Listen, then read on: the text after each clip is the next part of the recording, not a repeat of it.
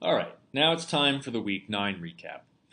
In Week 9, we moved on to a new topic. We moved away from the sort of philosophy of mind stuff and went back to more metaphysics and kind of ethics type of consideration.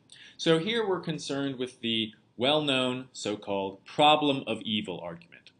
So the problem of evil argument is an argument essentially against the existence of a very specific God or concept of God. That is the um, a monotheistic type of God who is perfectly perfect, right? So we were originally acquainted with this idea of God way back in Week 1 when we went over arguments for the existence of God, and this is the type of entity which is represented in Anselm's argument. So in that argument, we get an idea of God being a being than which there is none greater, right? So that God is the being which has all of the perfections, all of the good qualities to the highest extent possible. And of course, in Anselm's argument, the idea is that, of course, existing is one of these qualities that makes an entity good, and so that, of course, God, being the most perfect thing, must have, to the greatest extent, the quality of existing. So we're not going to dig back into criticizing that argument, but this is the general idea of God which is targeted in the problem of evil. Because out of the many perfections that this idea of God has, such a God is supposed to be omnipotent, omniscient, and omnibenevolent. So that is, omnipotent is all-powerful, capable of doing all things. Omniscient, all-knowing, capable of knowing all things. And omnibenevolent, all good, just sort of capable only of good things or not capable of bad things or only does good things, something like that. So how does the problem of evil fit in with this? The problem of evil is the idea that on the basis of the simple observation that there is evil in the world, we can reason to the non-existence of this perfectly perfect God. How does that work? Well, if there is evil in the world, then that means that God has not prevented it. But if God is all good, the idea goes, then God will want to prevent such evil, right? If God is all-knowing, then God will know about such evil. If God is omnipotent, then God will be able to prevent all evil. So there's evil in the world. If God is perfect in this way, then God would know about it. Then God would want to do something about it. God could do something about it. And yet the evil persists. So, according to the argument, this shows either that God doesn't know about it and isn't omniscient, and therefore not perfect, that God can't do anything about it, therefore God is not omnipotent and not perfect, or that God doesn't want to do anything about it, is therefore not omnibenevolent and therefore not all perfect. So that's the structure of the argument, that the existence of evil in the world shows by its very existence that there is no such perfect God. Now, of course, this doesn't straightforwardly get us to some kind of atheism. For all this argument says, there could be an evil God, right?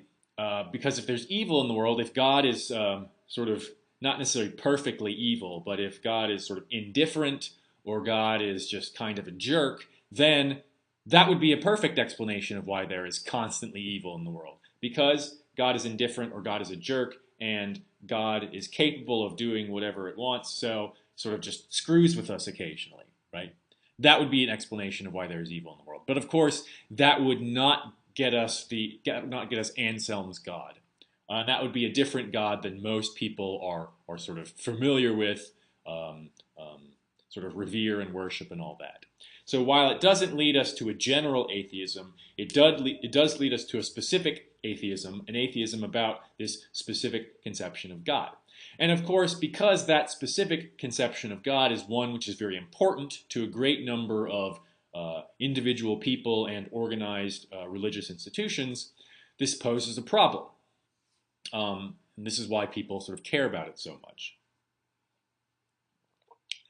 Um, so breaking this down, that when we say the existence of evil in the world, we mean one of several things. Generally, we divide it into evil actions and natural evils. Evil actions are things that we do. Sort of torturing people, that's an evil action, right? That sort of thing happens, right?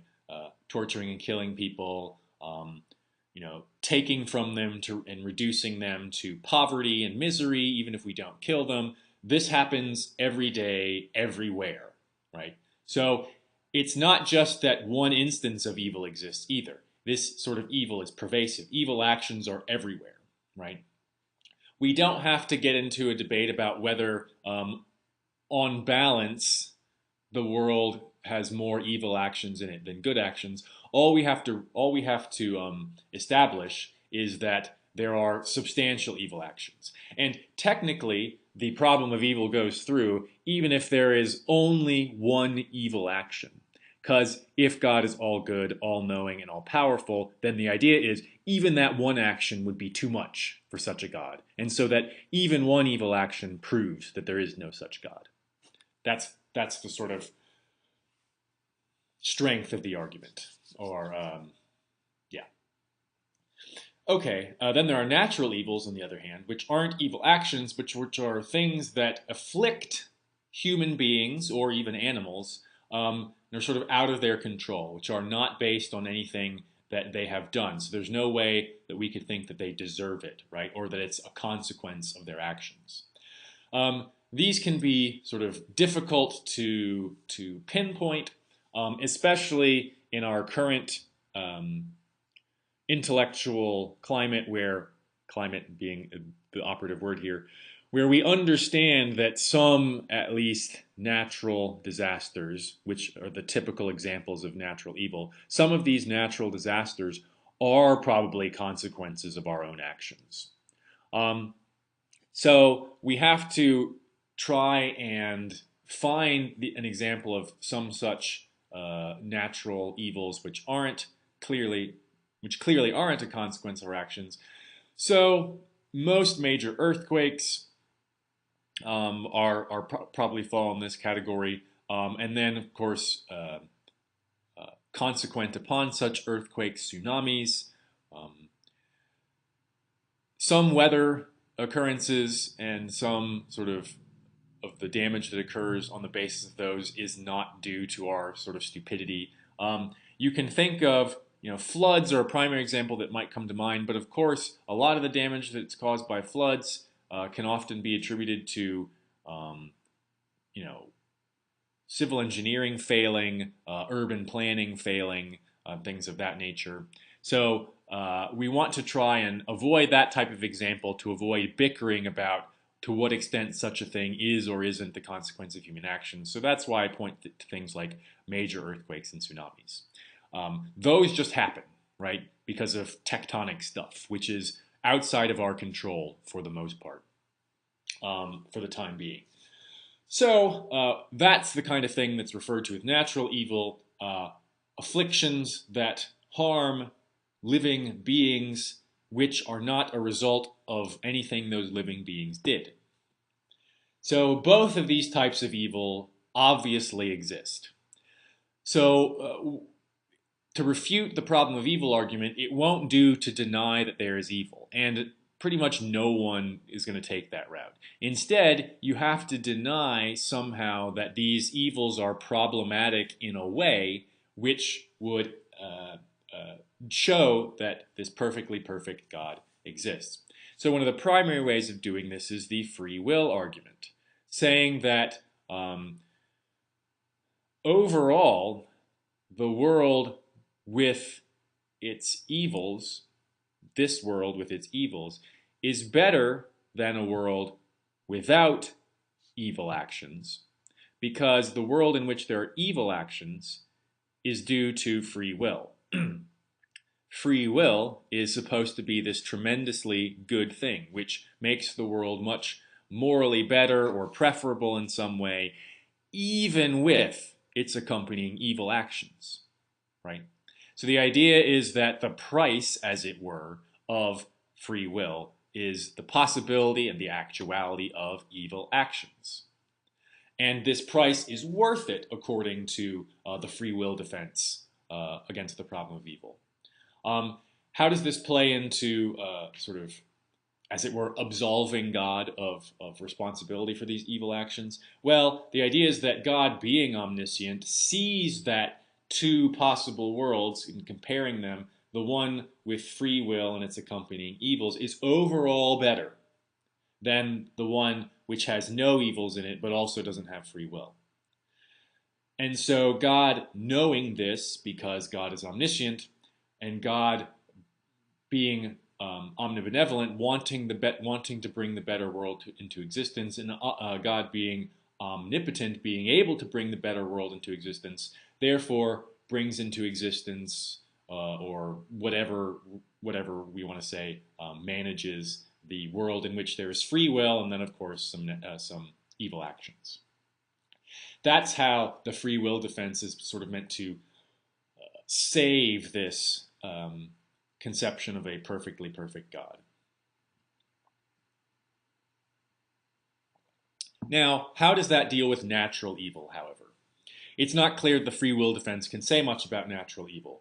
So, even having dealt with evil actions, it might be that natural evil still kind of throw a wrench in the idea that a perfectly perfect God exists. There are other arguments to try and work against the natural evil problem. We didn't talk about them, and I don't think the book talks about them either. One of the ones that's more common is essentially that these natural evils, I mean, this is something like your grandparents or your parents would tell you, they build character, right? Human beings can become better and perhaps exercise their free will better or whatever. They can become more virtuous, more moral in some way through this kind of suffering of natural evils. Okay, so again, the idea is that sure, there's some of this bad stuff happening, but ultimately it makes humanity better, morally speaking. Now, of course, this will be small comfort to the people who actually die in those things. They're not made any better. But again, this is not at the level of the individual, but at the level of the total goodness of the world, or the total goodness of humanity, right? So that's kind of the way that people tend to push back on the problem of evil, both in its aspects of evil actions and natural evil.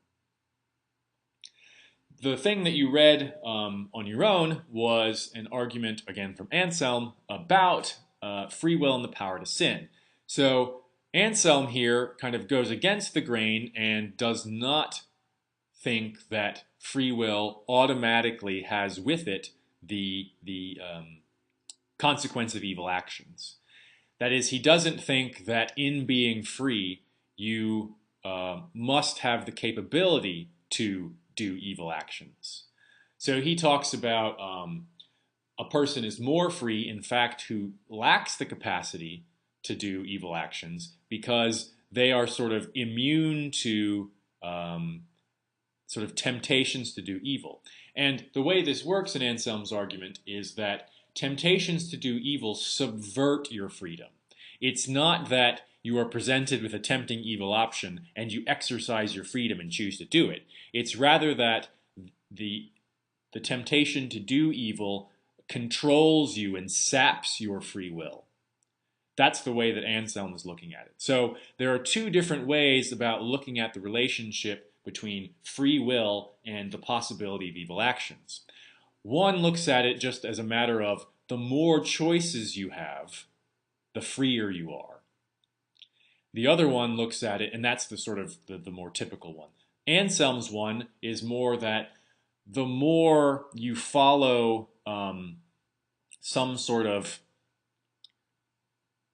rational code or moral code of integrity, the freer you are, because you are exerting your effort, your rational effort, your choice to stay on a sort of single, the straight and narrow, so as it were.